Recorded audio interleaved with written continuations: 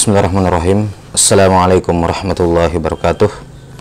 Alhamdulillahi rabbil alamin. Wassalatu wassalamu ala asyrafil anbiya'i wal mursalin Nabiyyina Muhammadin wa ala alihi wa sahbihi ajma'in.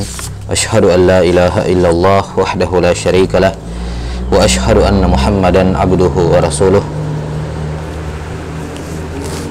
Allahumma la ilma lana illa ma 'allamtana, innaka antal alimul hakim. Allahumma faqihna fid din, waftah lana futuhal arifin, warzuqna al-ikhlasa fil qawli wal amal, wazidna ilman ya arhamar rahimin. Taib, nuwasil fi qiraati kitab ikhtisar ulumil hadis lil hafidh Ahmad bin Ali lil hafidh Abil Fida Ismail bin Umar bin Katsir rahimahullahu ta'ala al-mutawaffa sana 774 min al-hijratin nabawiyah. Nah, sudah disebutkan secara umum maratib al-jarh wa ta'dil dari Al-Hafidh Ibnu Hajar rahimahullahu ta'ala, di mana beliau membagi maratib al-jarh wa ta'dil menjadi 12, di mana kita sudah sebutkan bahwa secara umum bisa dibagi menjadi 4 bagian. Al-martabatul ula atau bagian yang pertama adalah as-sahabah wa wala kalama fihi atau wala kalama fiha. Kemudian al-martabah as-saniyah, ini martabah al-maqbul. Martabah al-maqbul mencakup as-siqah atau as-siqah dan al-hasan.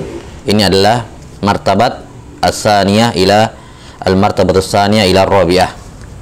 Nah, thumma al-martabah ad-dha'if fi syawahid. Ad-dha'if fi syawahid wa hiya al-martabah al-khamisah ila as-saminah.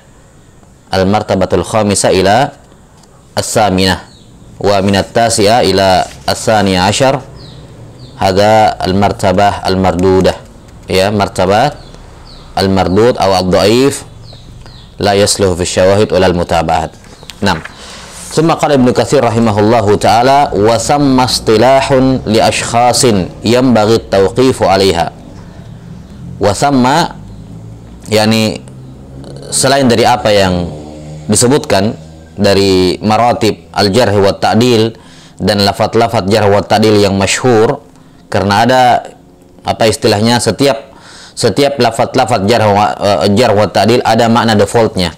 Ada makna defaultnya, yakni ketika diucapkan lafaz ini maka maknanya adalah ini. Inda al-mushtahir, al-jumhur atau yang semacamnya. Sudah diketahui maknanya adalah ini. Ketika dikatakan suduq maka maknanya ini. Ketika dikatakan hasan, dikatakan siqah, dikatakan la ba'sa bi, dikatakan dhaif, maknanya adalah ini. Ada makna defaultnya. Namun kata beliau wasamma di sana, yakni selain dari apa yang disebutkan ini, ada istilahat, ada istilah-istilah atau ada beberapa istilah tertentu li ashkhasin yang hanya dimiliki oleh ulama tertentu, yang maknanya berbeda dengan makna yang mustahir, dengan makna yang masyhur tersebar di kalangan ulama. Misalnya kalau kata siqah masyhurnya adalah ini, maka ketika ulama ini mengucapkan kata siqah maka maknanya berbeda. Ketika dikatakan soduk atau hasanul hadis inda al-jumhur atau yang menjadi adat kebiasaan di kalangan para ulama bermakna ini, namun ketika alim fulani, alim tertentu mengucapkan kata soduk maka maknanya berbeda. Nah, ini yang dimaksud di sini istilahun li ashkhasin. Ada istilah yang hanya dimiliki atau diucapkan oleh ulama tertentu untuk makna tertentu pula, yang bagi tauqifu 'alaiha, wajib atau selayaknya diketahui. Nah, ini termasuk masalah yang membuat masalah al-fadh jarh wa ta'dil itu menjadi sedikit bukan kita katakan rumit, ya, sedikit lebih butuh pembahasan. Sedikit membutuhkan pembahasan. Kenapa? Karena tidak jarang lafaz-lafaz istilah yang maknanya khusus ini diucapkan oleh para ulama dan tersebar. Ya. Seandainya lafaz-lafaz jarh wa ta'dil yang digunakan oleh para a'immah itu semuanya berjalan, ya, sesuai dengan zahirnya, sesuai dengan zahir lafaznya, kemudian makna yang diinginkan sesuai dengan makna default di kalangan ulama masyhur, maka tidak ada masalah pada lafaz jarh wa ta'dil.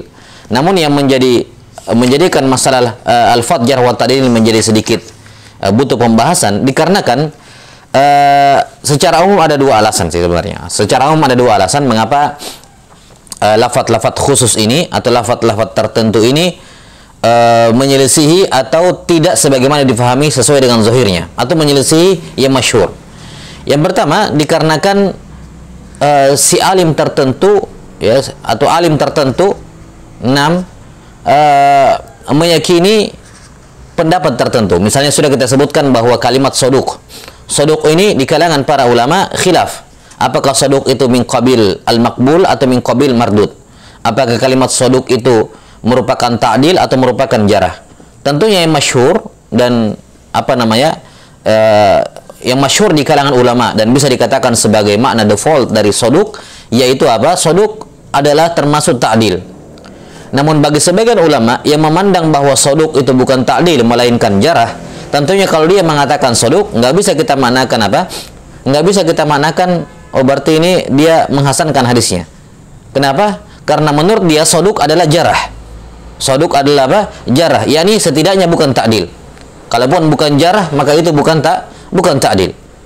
Nah, maka ini perkara yang pertama yang bisa menyebabkan perbedaan suatu kata tapi memiliki makna yang berbeda di kalangan ulama tertentu, yakni pandangan dia terhadap suatu lafaz, apakah dia jarah atau ta'dil, dan pandangan dia itu menyelisihi pandangan jumhur. Nah, ini yang pertama.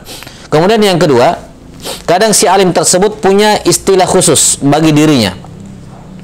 Istilah khusus bagi dirinya yang tidak dimiliki oleh atau tidak diucapkan tidak diinginkan oleh ulama lain, berbeda dengan yang diinginkan oleh para ulama yang lain.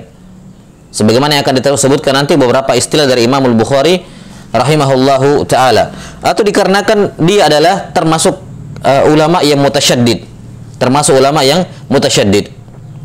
Nah, kemudian yang ketiga, ya, ini saya tambahkan alasan yang ketiga, dikarenakan beberapa lafaz jarh wa ta'dil tertentu itu termasuk lafaz-lafaz yang muskil.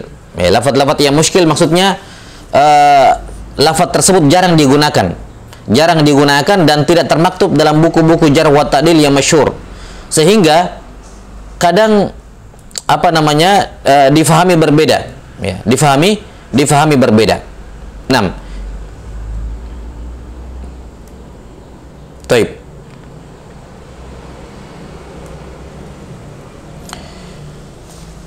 Ini beberapa alasan mengapa terjadi atau muncul istilah yang khassa bagi alim tertentu. Ya, muncul istilah khassa yang maknanya berbeda dengan makna keumuman, makna yang masyhur di kalangan para ulama.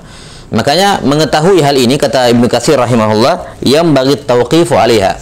Wajib, selayaknya lah untuk seorang mengetahuinya, karena terkadang atau tidak jarang kalimat-kalimat mereka yang sifatnya istilah khas inilah yang menjadi penentu dalam menetapkan hukum seorang perawi. Nah, hukum seorang perawi. Baik. Kemudian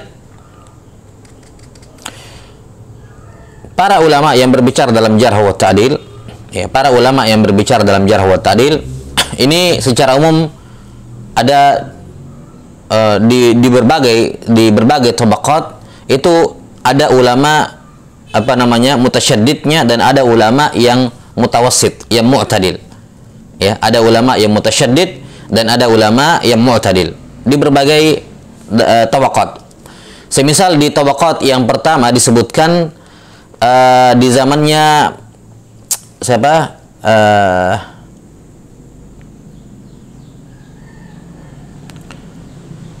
Abdurrahman bin Mahdi, ya.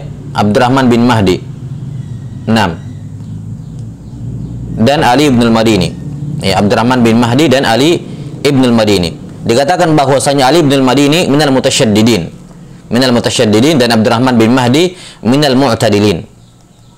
6. Kemudian di tabaqat di bawahnya adalah Imam Ahmad, ya, dan Yahya bin Ma'in.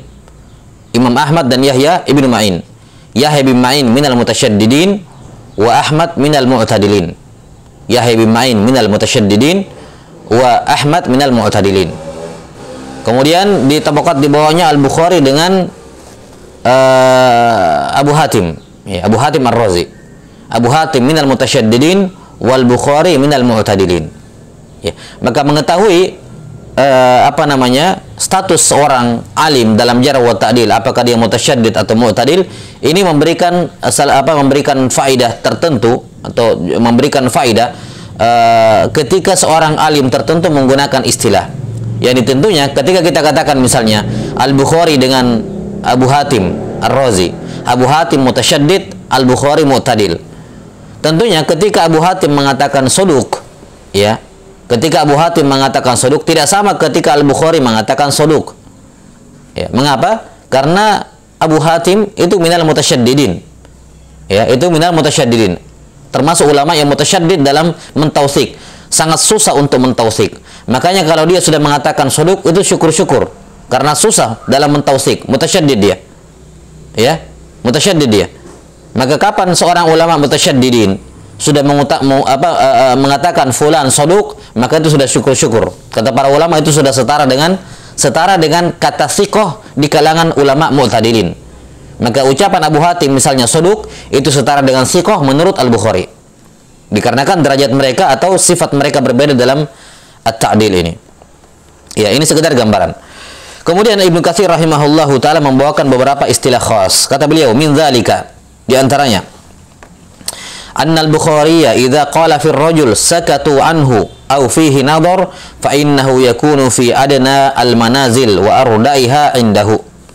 Al-Bukhari rahimahullah kalau mengomentari seorang perawi sakatu anhu, mereka mendiamkannya, atau fihi nadhar, padanya ada kritikan, maka ya, ucapan Al-Bukhari ini menunjukkan bahwa si perawi itu berada di tingkatan terendah yang paling parah menurut Al-Bukhari. Nah, ini istilah yang keluar dari makna default. Kenapa? Karena makna default pada kalimat sakatu anhu atau fihi nadhar ini untuk kritikan yang ringan. Ya, ketika padanya ada dha'fun yasir, ketika selain Al-Bukhari dari kalangan para ulama secara umum mengucapkan atau mengomentari seorang perawi fihi nadhar, maka maknanya fihi dha'fun yasir. Dia dhaif tapi ya ringan dhaifnya. Atau sakatu anhu, mereka mendiamkannya. Mereka apa? Mendiamkannya. Ini dha'fun yasir. Namun istilah khas bagi Al-Bukhari rahimahullahu taala, ya, istilah khas bagi Al-Bukhari rahimahullahu taala ketika beliau mengatakan sakatu anhu dan fihi nadhar, maka itu bermakna dhaifun jiddan. Sangat lemah sekali, bahkan bisa sampai dalam taraf kadzab. Sampai dalam taraf kadzab karena dikatakan di sini oleh Ibnu Katsir fa innahu yakunu fi adnal manazil, tingkatan terendah. Ya. Karena itulah Az-Zahabi rahimahullahu taala berkata dalam Mizanul I'tidal, dalam biografi Abdullah bin Daud Al-Wasiti, qala Al-Bukhari fihi nadhar. Al-Bukhari mengomentari Abdullah bin Daud Al-Wasiti fihi nadhar. Kata Az-Zahabi, wala yaqulu hadza illa fi man yattahimuhu ghaliban. Ya, dan Al-Bukhari tidak mengatakan fihi nadhar kecuali pada perawi yang muttaham bil kadzib menurutnya. Ya, ghaliban, kebanyakannya seperti itu. Yani ini istilah khas bagi Al-Bukhari rahimahullahu taala. Ya.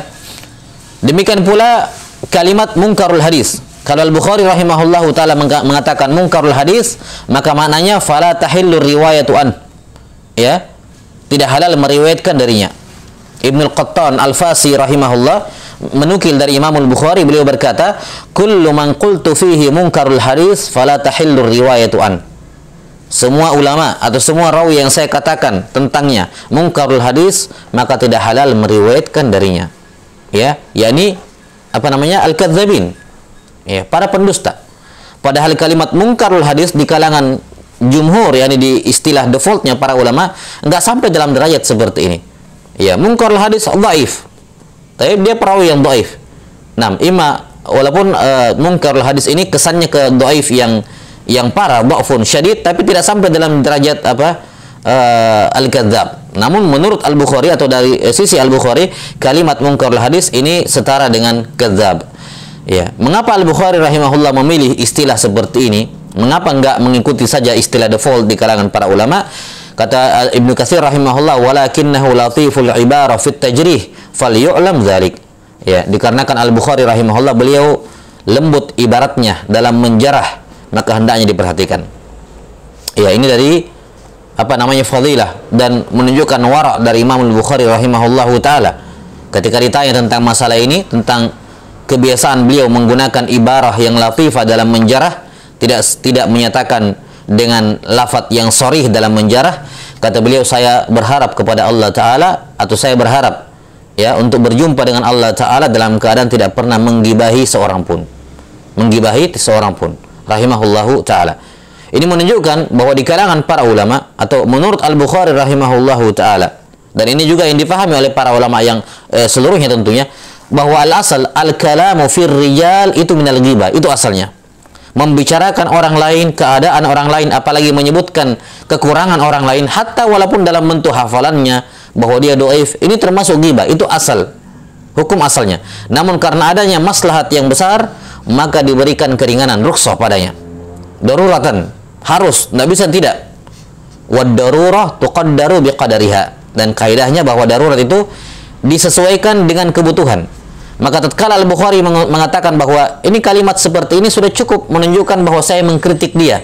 Saya tidak mau menggunakan lafaz yang berlebih, khawatir over dari kebutuhan. Ya, sehingga masuk dalam kategori apa? Kategori ghibah. Nah, rahimahullahu ta'ala. Walaupun tentunya yang lain para ulama menggunakan ibarat yang lebih keras dibandingkan ini, karena mengatakan ini dibutuhkan untuk membedakan mana dha'fun yasir dan mana dha'fun syadid. Ya, namun Al-Bukhari rahimahullahu ta'ala sedikit lebih warok dalam hal ini. Nah, dikarenakan pembicaraan mengenai art, ya, berkenaan dengan nama baik seorang muslim, ini adalah perkara yang berat. Ya, Ibnu Daqiq al-Id rahimahullahu ta'ala berkata, a'radul muslimin hufratun min hufarin nar. Kata Ibnu Daqiq al-Id rahimahullahu ta'ala, a'radul muslimin hufratun min hufarin nar. Ya, bahwa nama baik seorang muslim itu adalah tepi jahanam. Ya, waqafa ala syafiriha al ulama wal hukam. Yang berdiri di tepi jahanam itu hanyalah ulama dan hukam. Yani yang boleh membicarakan dalam tanda kutip mengotori, ya, dalam tanda kutip nama baik seorang muslim dengan kritikan semacam ini hanyalah ulama dan hukam. Yani hakim menjatuhkan hukum, ya, mendengarkan aib dan seterusnya dari terdakwa, ini tidak ada masalah. Ya, karena maslahat dan daruratan, tidak akan mungkin dijatuhkan keputusan tanpa mendengarkan aib dari seorang terdakwa misalnya. Baik. Sudah ya, jadi ini Imam Al-Bukhari rahimahullah punya istilah khas. Ketika beliau mengatakan sakatu anhu fihi nadhar atau munkarul hadis, ini jarh yang syadid. Kemudian contoh kedua yang keluar dari kategori ini adalah Ibnu Ma'in, Yahya Ibnu Ma'in. Wa qala Ibnu Ma'in rahimahullah, idza qultu laisa bihi ba'sun fa huwa thiqah. Ini Ibnu Ma'in kalau mengucapkan laisa bihi ba's, maka apa? Dia thiqah. Mengapa? Karena Ibnu Ma'in rahimahullah minal mutasyaddidin. Minal apa? Minal mutasyaddidin. Asalnya Ibnu Ma'in adalah mutasyaddid. Maka kalau beliau sudah mengatakan laisa bihi ba's, itu thiqah, karena dia sulit untuk mentautsik orang. Ya, walaupun ditemukan dalam beberapa kasus beliau agak mutasahil. Tapi kata para ulama itu diarahkan uzur beliau dalam hal mentausik beberapa rawi dhaif dikarenakan si perawi dhaif itu yatasanna, artinya bersandiwara di depan Ibnu Ma'in, karena tahu Ibnu Ma'in ini seorang imam jarh wa ta'dil yang ucapannya diterima. Kalau dia mengatakan si fulan siqah maka diterima, si fulan dhaif maka diterima. Maka beberapa rawi-rawi dhaif ketika Ibnu Ma'in datang ke tempatnya sengaja hanya menyampaikan kepada Ibnu Ma'in, membacakan kepada Ibnu Ma'in hadis-hadisnya yang sahih saja, yang dia betul-betul hafal. Adapun hadis-hadis yang dia salah di dalamnya, dia tidak bawakan. Sehingga Ibnu Ma'in mengatakan, ini fulan siqah, dia hafal semua hadis-hadisnya. Yani yatasanna amama Ibnu Ma'in. Baik. Tapi al-asal pada Ibnu Ma'in rahimahullah, beliau seorang mutasyaddid. Semisal dengannya Abu Hatim Ar-Razi yang kita katakan tadi. Abu Hatim Ar-Razi, ya, itu termasuk mutasyaddid. Maka kalau Abu Hatim mengatakan saduq, itu bermakna thiqah juga. Kalau Abu Hatim mengatakan saduq, maka itu juga bermakna as-thiqah. Baik. Wa qala Ibnu Abi Hatim, ini istilah berikutnya. Wa qala Ibnu Abi Hatim, idza qila saduqun aw mahalluhu as-saduq aw mahalluhu as-sidqu aw la ba'sa bihi fa huwa mimman yuktabu hadithuhu wa yunzaru fihi. Nah, Ibnu Abi Hatim berkata, ya, ini putra dari Abu Hatim, Abdurrahman Ibnu Muhammad bin Idris Ibnu Abi Hatim ini. Wa idza qila, kalau dikatakan saduq atau mahalluhu sidq atau la ba'sa bihi fa huwa mimman yuktabu hadithuhu wa yunzaru fihi, maka dia termasuk rawi-rawi yang cuma ditulis hadisnya kemudian diperhatikan. Maksudnya dhaifun tapi fi syawahid. Ditulis hadis-hadisnya untuk digunakan yunzur, diperhatikan, dilihat apakah ada mutabah atau syahid atau tidak. Menunjukkan menurut Ibnu Abi Hatim, kalau beliau menggunakan, Ibnu Abi Hatim mengatakan saduq atau la ba'sa bihi atau mahalluhu sidq, maka yang beliau maksudkan adalah dhaifun fi syawahid. Dhaif fi syawahid. Ini istilah khas bagi Ibnu Abi Hatim. Kemudian warawa Ibnu Salah an Ahmad bin Salih al-Misri. Ya. Annahu qala la yutraku ar-rajul hatta yajtami al-jami'u ala tarki hadithihi. Wa qad basata Ibnu Salahi al-kalam fi dzalik. Kemudian Ibnu Salah rahimahullah mengambil mengutip riwayat dari siapa? Ahmad bin Salih al-Misri. Ya, rahimahullahu taala annahu qala la yutraku ar-rajul, seorang perawi tidak boleh ditinggalkan hadisnya sampai semua ulama sepakat untuk meninggalkannya. Ya, sepakat untuk apa? Untuk meninggalkannya. Wa qad basata Ibnu Salah al-kalam fi dzalik, dan Ibnu Salah rahimahullahu taala telah memaparkan panjang lebar berkenaan dengan masalah ini. Taib. Kalam ataupun manhajiyah Ahmad ibn Salih al-Misri rahimahullahu taala di sini bahwasanya tidaklah seorang perawi ditinggalkan ya sampai semuanya semua ulama meninggalkannya. Ini tidak diragukan termasuk bentuk tasahul. Ya, ini memberikan isyarat kepada kita bahwasanya Ahmad bin Saleh ini termasuk rawi yang mutasahil. Ya, karena dia mutasahil dalam mentautsik, ya tentunya tidak bisa dijadikan pembanding bagi tautsik dari ulama yang mu'tadil, karena dia ini mutasahil.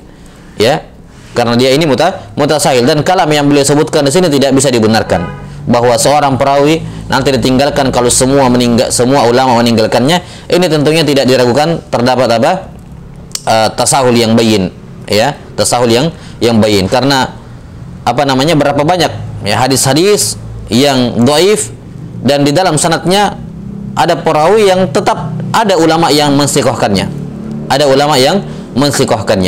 Nah, dengan demikian akan disahihkan banyak sekali hadis-hadis yang dhaif kalau memang aturannya kalau mazhab Ahmad ibn Salih ini yang diterapkan. Nah, Allahu taala alam bissawab. Baik. Kemudian di antara istilah khas juga ya, di antara istilah-istilah juga yang penting untuk diperhatikan adalah istilah-istilah yang jarang muncul atau jarang diucapkan oleh para ulama sehingga menjadi muskil. Muskil ataukah menjadi dia gharib ya, dia gharib ya. Gharib karena lafaz itu jarang diucapkan. Lafaz ta'dil ataupun jarah itu jarang diucapkan. Misalnya kalimat baina yaday adl. Baina yaday adl. Seorang imam ketika mensifati atau menyebutkan seorang perawi fulan baina yaday adl, dia di depannya berada di depan al-adl. Nah, ini sebagian ulama seperti Al-Hafidz Al-Iraqi rahimahullahu taala menganggap bahwa kalimat ini baina yaday adl adalah ta'dil. Ya, padahal yang benar kata Al-Hafidz Ibnu Hajar rahimahullahu taala, kalimat baina yaday adl ini adalah jarh. Ini adalah jarhun. Maka ini yang kita katakan tadi bahwa selain dari apa yang disebutkan di sini oleh Ibnu Katsir bahwa ulama tertentu punya lafaz dengan makna tertentu yang menyelisih makna yang umum di kalangan ulama. Ya, ini termasuk masalah yang membuat al-fadh jarh wa ta'dil itu menjadi sedikit rumit ataupun butuh pembahasan lebih mendalam. Nah, di antara alasan yang lain adalah karena adanya lafaz-lafaz jarh wa ta'dil yang sifatnya gharib atau muskil. yakni yang jarang digunakan sehingga jarang orang tahu apa maknanya. Ya. Ataukah lafaz-lafaz yang zahirnya adalah jarah padahal apa? Itu ta'dil. Ya. Zahirnya adalah jarah namun itu ta'dil. Semisal siapa? Yahya bin Sa'id Al-Qattan. Ya, Yahya bin Sa'id Al-Qattan atau Sufyan Ats-Tsauri, saya lupa. Ya. Kalau tidak salah Ibnu Al-Qattan ya. Wallahu a'lam bissawab. Ya, Ibnu Al-Qattan rahimahullah, Yahya bin Sa'id Al-Qattan pernah minta kepada murid-muridnya untuk membawakan kepadanya atau Sufyan Ats-Tsauri ya. Ya, pernah minta kepada murid-muridnya untuk membawakan kepadanya teman muroyah, teman mudzakarah hadis. Ya, maka dibawakanlah kepadanya Yahya bin Sa'id Al-Qattan. Iya. Wallah alam, saya agak lupa ini ya. Yang saya ingin tekankan lafadznya saja. Seingat saya seperti ini lafadznya. Kisahnya. Maka malam hari mereka murojaah, mudzakarah hadis, kemudian besok paginya Sufyan Ats-Tsauri mencak-mencak, ya, marah-marah kepada muridnya. Ya, dia bilang, saya meminta kepada kalian membawakan kepada saya insan, seorang manusia yang saya temani untuk mudzakarah, tapi yang kalian bawa kepada aku tadi malam adalah syaitan. Adalah apa? Syaitan. Yakni karena kuatnya hafalannya.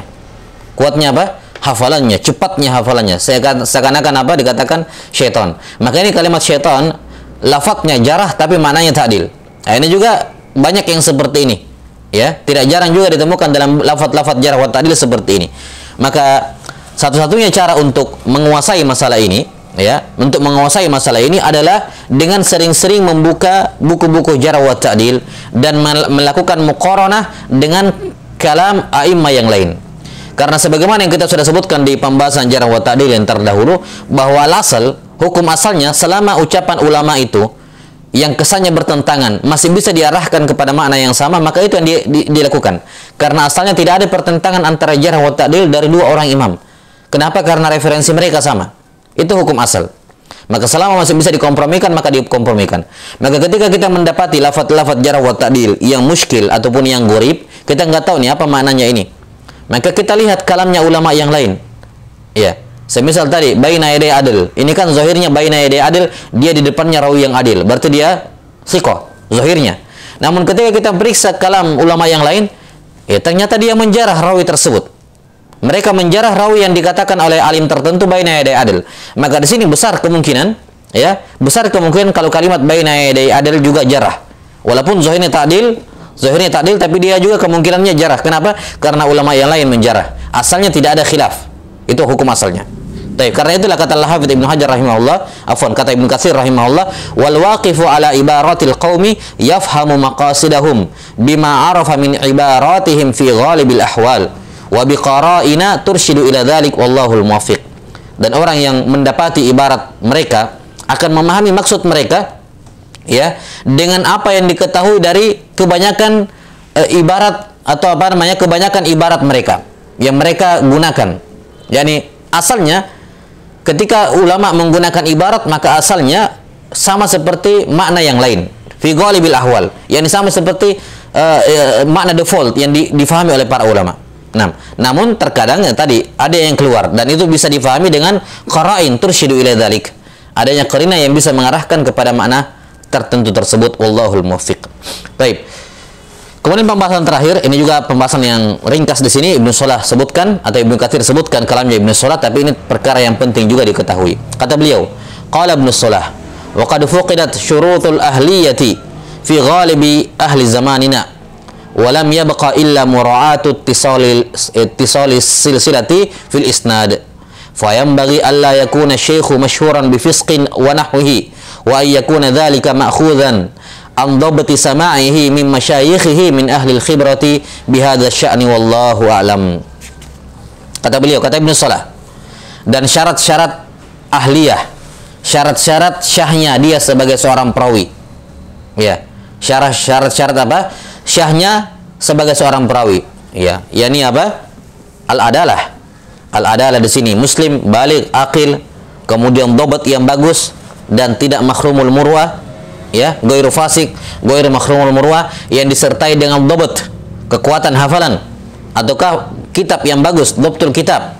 Kata beliau, kebanyakan syarat-syarat ini itu sudah fuqidat, sudah tidak ada di masa pada kebanyakan orang di masa kita. Ini di zamannya Ibnu Katsir rahimahullahu taala, ya, di zaman Ibnu Katsir abad ke-8 Hijriah. Kata beliau, sudah sulit ditemukan, ya, sudah sulit ditemukan rawi yang memenuhi kriteria sebagaimana kriteria di kalangan ulama mutaqaddimin. Sangat sulit sekali. Ya.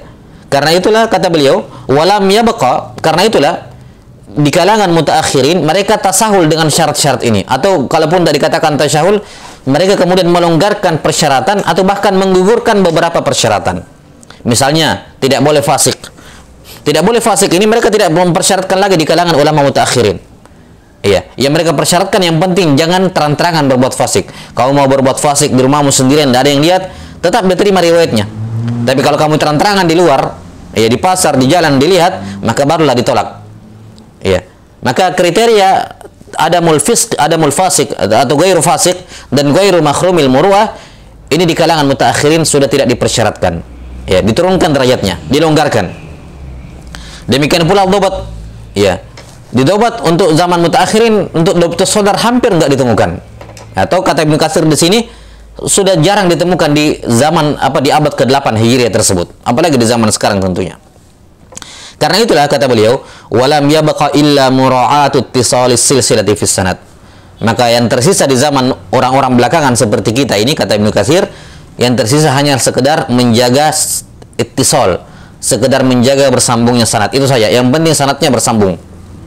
Adapun siapa orang-orangnya, ini diberikan kelonggaran. Fayam bagi alla yakuna syekhu masyhuran bifiskin wa nahwi. Karena itulah yang cukup, yang dipersyaratkan adalah selayaknya si guru itu yang memberikan riwayat bukan orang yang masyhur dengan kefasikan. Tidak terkenal orang sebagai orang fasik, tidak melakukan kefasikan terang-terangan. Wa yakuna dzalika ma'khudhan min dhabti sama'ihi min masyayikhihi min ahli al-khibra bi hadzal sya'n. Dan selayaknya hadis yang dia sampaikan kepada murid-muridnya terambil dari ma'khudan min dhabti sama'ihi, terambil dari dhabt, yakni hadis-hadis yang ditertulis, ya, yang sudah dituliskan, yang berasal dari sama dia, dari gurunya, min ahlil khibrati bihadza sya'an, ya, dari ahlil khibrah dalam bidang ini. Yani dia memiliki guru yang ahli dalam hal ini, kemudian si murid tidak punya keahlian kecuali sekedar menulis dan mencatat, maka itu sudah cukup untuk mengambil ilmu atau riwayat dari muridnya yang tidak tahu apa-apa ini. Tidak tahu apa-apa ini. Taib. Ini perkara yang penting. Ya. Maka apa-apa yang dipersyaratkan di kalangan ulama mutaqaddimin ini kemudian menjadi longgar. Kita bacakan dulu beberapa kalam di sini disebutkan oleh Syekh Ahmad Syakir, kemudian kita lihat kita akan tambahkan beberapa poin untuk memperjelas masalah ini. Taib. Kata Syekh Ahmad Syakir rahimahullahu taala, wa syurutus sabiqatu fi adalati rawi innama tura'a biddiqqati fil mutaqaddimin. Kata beliau, syarat-syarat yang terdahulu dalam adalah berkenaan dengan adalah perawi, ya. Nah, itu hanya dijaga dan diperhatikan di kalangan mutaqaddimin. Ammal mutaakhirun ba'da sanati 300 takriban. Ini pada abad keempat Hijriah, setelah tahun 300. Adapun di kalangan mutaakhirin, yakni tepatnya pada abad keempat Hijriah, fayakfi ayyakuna rawi musliman balighan aqila. Maka perawi cukup dipersyaratkan muslim baligh akil. Kemudian Ghaira mutadhahirin bifisqin aw bima yukhillu bimru'atih. Tidak terang-terangan melakukan kefasikan dan tidak masyhur dengannya. Ya. Nah. Kemudian wa ayyakuna sama'ahu sabitan bi khatti thiqatin ghairi muttahamin. Ya. Kemudian samanya dia itu sabit dengan khat, yakni tetap diriwayatkan turun-temurun melalui nuskhah. Walaupun dia tidak hafal itu hadis-hadis di dalamnya, tapi nuskhah ini sudah muqabalah dengan nuskhah gurunya. Nuskhah gurunya sudah muqabalah dengan nuskhah di atasnya. Terus sampai dalam taraf sama di kalangan ulama mutaqaddimin. Sampai dalam fase sama di kalangan mutaqaddimin. Wa bi riwayati min aslin sahihin muwafiqin syaikhahu. Ini dia riwayatkan dari asal yang sahih yang sesuai dengan nuskhah gurunya. Kenapa? Kenapa ini dilonggarkan? Kenapa ini dilonggarkan? Kata beliau, li'annal maqsuda baqa'i silsilatil isnad. Karena yang menjadi tujuan fungsi sanad di kalangan mutaakhirin, tidak seperti fungsi sanad di kalangan mutaqaddimin yang mempengaruhi sahih dan dhaifnya sebuah riwayat. Melainkan fungsi sanad di kalangan mutaakhirin, kata beliau, hanyalah baqa'i silsilatil isnad, hanya untuk mempertahankan tersambungnya sanad yang merupakan khususiyah umat ini. Ya, jadi di antara kekhususan umat ini yang membedakannya dengan umat lain adalah setiap ajaran, setiap poin riwayat dan seterusnya dari umat ini memiliki sanad. Maka untuk menjaga itu yang penting tidak terputus sanadnya. Itu saja yang penting. Yang penting sanadnya tidak terputus. Iya, baqa silsilatil isnad. Taib, wa illa fa inna riwayat istaqarrat fil kutubil ma'rufah. Ya, kata beliau, karena riwayat-riwayat atau hadis nabawi itu sudah istaqarrat, sudah jelas tersebut dalam buku-buku hadis yang ma'ruf. wasaratir riwayah fil haqiqah riwayatan lil kutub faqat. Nah, ini kata Syekh Ahmad Syakir rahimahullah. Sehingga jadilah sanad riwayat ulama mutaakhirin, orang-orang mutaakhirin itu hakikatnya bukan meriwayatkan hadis tapi meriwayatkan kitab. Jadi intinya kitabnya sudah ada, jelas. Maka apapun yang terjadi di sanad dibawa dari kitab itu, misalnya kayak Sahih Al-Bukhari. Ya. Sahih Bukhari sudah jelas. Sahih Bukhari sudah jelas. Nuskhanya pun sudah jelas. Ya, nuskhanya pun sudah jelas. Maka apapun yang terjadi, ya. Jadi periwayatan Al-Bukhari sampai ke di zaman belakangan itu sudah jelas. Ya. Penisbatan Sahih Bukhari kepada Imam Al-Bukhari sudah jelas. Maka apapun yang terjadi antara orang mutaakhirin ini, ya, di zaman sekarang misalnya, sanadnya antara dia dengan Imam Al-Bukhari, apapun yang terjadi di dalamnya secara umum, yang penting tadi ya, yang penting bukan fasik terang-terangan, ya, bukan pendusta dan semacamnya, maka mau ada rawi dhaif di dalamnya, mau mubtadi di dalamnya, itu tidak mempengaruhi apa-apa. Ya, kenapa? Karena yang diinginkan yang penting sanadnya bersambung. Ya. Yang penting sanadnya bersambung. Maka mau di dalamnya ada rawi yang dhaif, yang hafalannya parah, ya, yang hafalannya jelek misalnya kan, yang hafalannya tidak bagus, atau hanya tidak punya hafalan sama sekali, hanya mengandalkan nuskhah, masalah dengan catatan nuskhah itu sudah dimuqabalah tentunya, sudah muqabalah dengan asal syekhnya, atau ada riwayat mubtadi di dalamnya, tidak ada masalah. Ya. Kenapa? Karena i'timadnya bukan lagi kepada sanad orang-orang belakangan, melainkan sanadnya Al-Bukhari ke atas. Makanya kata beliau, hakikatnya sanad ulama mutaakhirin itu hakikatnya adalah sanad periwayatan kitab, bukan periwayatan hadis. Jelas sampai sini ya? Baik. Kemudian ini ditegaskan juga oleh Imam Az-Zahabi rahimahullahu taala. Ya, kata beliau, laisal umdatu fi zamanina 'ala ruwat bal 'alal muhadditsin wal mufidin alladzina 'urifat adalatuhum wa sidqum fi dhabti asma'is sami'in thumma minal ma'lum annahu la budda min saunir rawi wa satrihi. Nah, kata beliau, yang menjadi umdah di masa kita ini bukanlah perawi-perawi antara kita ini, antara Az-Zahabi dengan Nabi sallallahu alaihi wasallam. Bukan itu, bukan umdah pada mereka. Ya. Tapi yang menjadi umdah adalah al-muhaddisin, al-mufidin, yakni para penulis kitab hadis itu. Sanad mereka lah yang sampai kepada Nabi sallallahu alaihi wasallam, itulah yang dijadikan umdah. Itulah yang dijadikan umdah. Iya, kata Syekh Ahmad Syakir rahimahullahu taala. Iya. Atau ini ada kalam yang bagus juga dari Al-Baihaqi rahimahullah, kata beliau, wa tawassa'a man tawassa'a fis sama' fi min ba'di muhadditsi zamanina alladzina la yahfazuna haditsahum wa la yuhsinuna qira'atahu min kutubihim wa la ya'rifuna ma yuqra'u alaihim. Ya, ba'da an takuna al-qira'ah alaihim min asli sama'ihim. Kata beliau, ya, sebagian muhaddisin di zaman kita tawassa'a, terlalu memperlonggar aturan sama'. Ya. 6. Di mana mereka meriwayatkan dari seorang guru yang si guru ini tidak menghafal hadis mereka. Mereka juga awam, yakni dia cuma punya buku nuskhah yang sudah muqabalah sama gurunya. Kalau dia disuruh baca itu hadis-hadis di dalamnya, dia tidak bisa baca dengan bagus. La yuhsinuna qira'ata min kutubihim. Yani dia awam. Hampir-hampir dia tidak bisa membaca, atau bahkan mungkin tertatih-tatih tidak bisa membaca hadis yang terdapat dalam nuskhah dia sendiri. Ya, karena nuskhah ini mungkin adalah hasil tulisan dari orang lain yang sudah muqabalah dengan gurunya, kemudian dikatakan, kamu hadir di majelis kemarin, hadir. Nah, ini nih sama dari guru. Dia pegang bukunya. Ini bukunya sahih. Sudah muqabalah dengan nuskhah gurunya. Namun dia awam. Ya, kata beliau, wala ya'rifuna ma yuqra'u alaihim. Bahkan mereka enggak tahu apa yang dibacakan kepada mereka. Ya.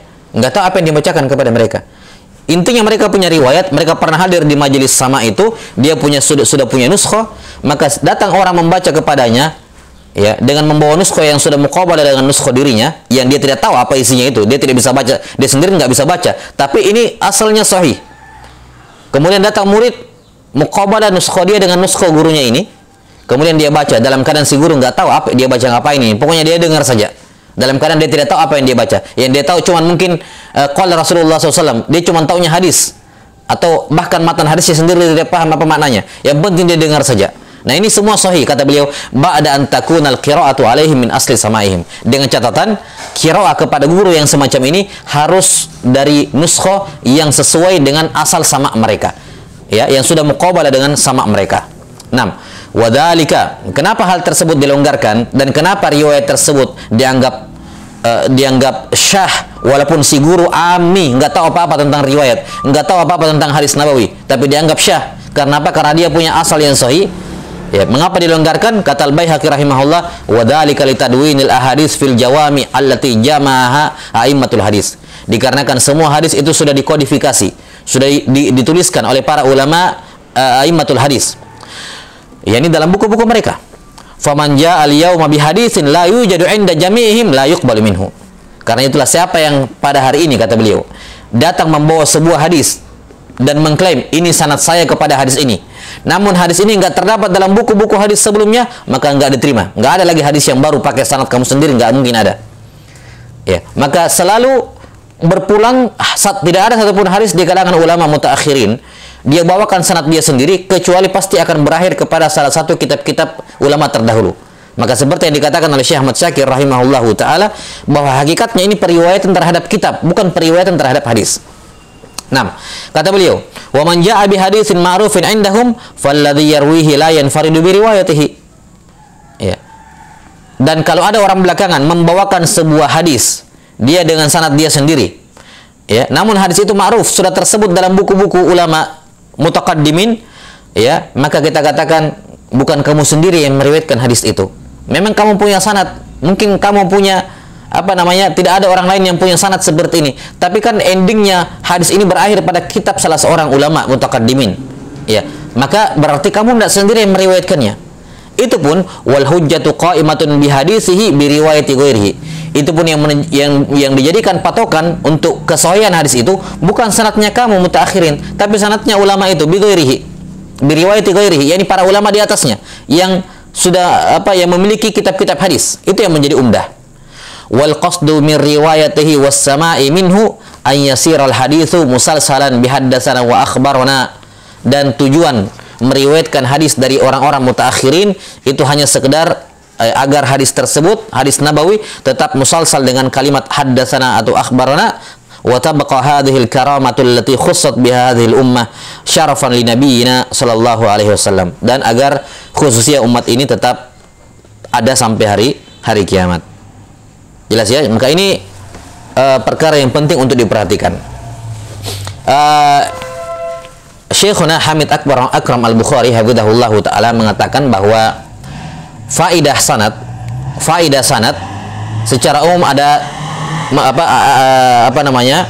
faidah sanad, ya, itu berbeda setiap fase, ya. Jadi masa penulisan hadis nabawi sampai di zaman kita sekarang itu ada tiga fase. Fase yang pertama, ini fase yang pertama tentunya dari awal, dari sahabat Nabi SAW sampai penghujung abad ketiga Hijriah.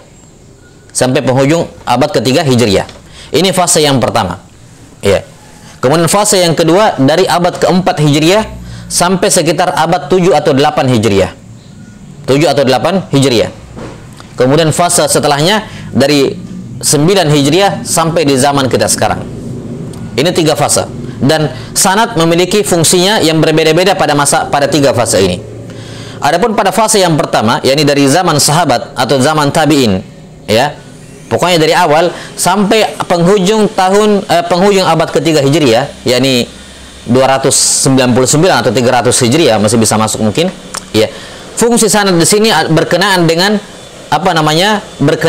sahih atau tidaknya sebuah hadis. Yakni sanad ini memiliki peranan penting dalam fase yang pertama ini, karena sanad yang menentukan sahih atau makbul atau mardudnya sebuah riwayat.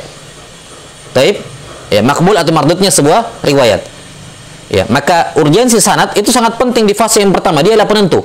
Inilah maksud dari dari ucapan para ulama, al-isnadu minad din, laula al-isnad la qala man syaa ma syaa.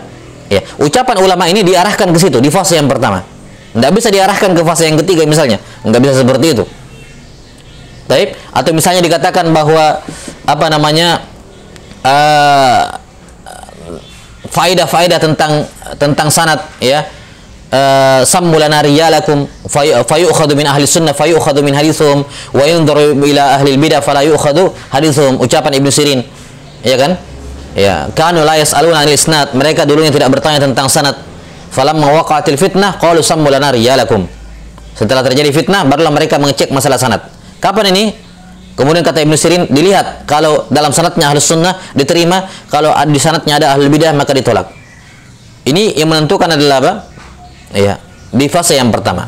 Kemudian fase yang kedua, yakni dari abad ke-4 sampai abad ke-7 atau 8 Hijriah, ini adalah fase tawthik an-nuskhah. Tawthik apa? Nuskhah. Yani abad 7 dan 8 Hijriah ini sudah muncul matabi, percetakan-percetakan. Tentunya walaupun dengan bentuk yang ya tradisional di zaman dahulu sudah muncul percetakan, yakni buku-buku atau kitab-kitab hadis semacam Sahih Bukhari, Sahih Muslim dan semacamnya sudah mulai dicetak dengan bentuk yang sangat sederhana tentunya di masa itu. Ya. Nah, maka pada fase yang kedua ini fungsi sanad bukan lagi berkenaan dengan sahih atau tidaknya satu hadis, tapi fungsi sanad adalah untuk mengecek nuskhah Sahih Bukhari ini syah atau tidak. Apakah nuskhah ini betul-betul dari jalur dari Al-Bukhari atau bukan? Ya, yakni ini tidak bermasalah lagi pada hadis sahih tidaknya hadis-hadis dalam Sahih Bukhari, dalam Abu Daud, Tirmidzi, Ibnu Majah, Imam Ahmad, tidak berpengaruh lagi dengan hadis. Tapi masalahnya sekarang adalah apakah nuskhah yang mau dicetak ini sudah sesuai dengan nuskhah di tangannya Imam Ahmad misalnya. Nah, ini fungsi sanad di sini sudah berkurang urgensinya dibandingkan fase yang pertama, tapi juga tetap penting. Kenapa? Karena nuskhah untuk mau dicetak ini. Ya, sehingga kalau terjadi kesalahan, nah disinilah biasanya ya ketika sudah dicetak biasanya muncullah perbedaan dalam matabi, ya, perbedaan dalam cetakan ini dengan cetakan itu. Ya, ini semua tergantung dari sanad dari apa namanya yang mencetaknya sampai kepada penulis. Nah, ini jadi fungsi sanad di fase yang kedua ini adalah untuk tawthik an-nusakh. Tawthik apa? An-nusakh. Ya, apa namanya? Untuk keabsahan ataupun keotentikan nuskhah, itu ya, keotentikan nuskhah, bukan lagi keabsahan hadis. Kalau hadis sudah jelas, sudah selesai itu membicarakan hadis sahih dan dhaif, makbul dan mardud sudah selesai. Fase yang kedua tinggal tawthik an-nusakh, ya, apakah nuskhahnya itu otentik atau tidak. Kalau tidak otentik maka ini nuskhahnya ghairu mu'tamadah, jangan dicetak nuskhah ini. Ya, maka nuskhah yang dicetak hanya yang sanadnya bagus, yang apa namanya yang sanadnya jelas. Nah, kemudian fase berikutnya abad-abad ke-8 atau ke-9 sampai di zaman sekarang, ya, yakni setelah kitab-kitab sudah tercetak, ya, kitab-kitab sudah tercetak, maka fungsi sanad tinggal apa yang dikatakan di sini adalah sekedar barokah saja. Litabarruk, kemudian libaqa silsilatil isnad, libaqa silsilatil isnad, dan seterusnya. Taib, afwan sebentar. Atau la ba'sa bihi. Nah, jadi ini ya 3 fase sanad. Karena itu loh suatu kesalahpahaman ketika orang-orang yang mengejar sanad di masa sekarang mengumpulkan sanad-sanad riwayat, kemudian menganggap seakan-akan sanadnya itu penting sekali gitu. Menganggap sanadnya itu penting, menganggap harus punya sanad dan seterusnya. Lah, yakni di zaman sekarang kamu punya sanad atau tidak punya sanad tidak terlalu berpengaruh. Yang penting adalah diroyah. Ya, yang penting adalah diroyah. Cuman bukan berarti memiliki sanad tidak memiliki keutamaan tertentu, tidak. Tetap memiliki keutamaan ketika seorang memiliki riwayah sanad, dikarenakan dia tergolong dalam golongan orang-orang yang menjaga kelestarian khususiyah umat Islam ini berupa sanad. Yani setidaknya dia beramal dengan amal fardu kifai, gitu ya, menjaga baqa silsilatil isnad ini. Kemudian apa? Ya, namanya disandingkan dengan nama-nama para ulama dan namanya juga akan dibaca oleh para ulama setelahnya, oleh manusia yang hidup di zamannya. Yani nama dia akan tertera dalam jalur sanad bersama dengan para ulama lain, yakni at-tasyabbuh bil ulama, ya, wa in kana laisa mislahum, ya. 6. Walaupun dia bukan termasuk mereka, namun ini keutamaan. Jelas sampai sini. Dan tentunya faidah sanad di masa sekarang bukan berarti tidak ada sama sekali.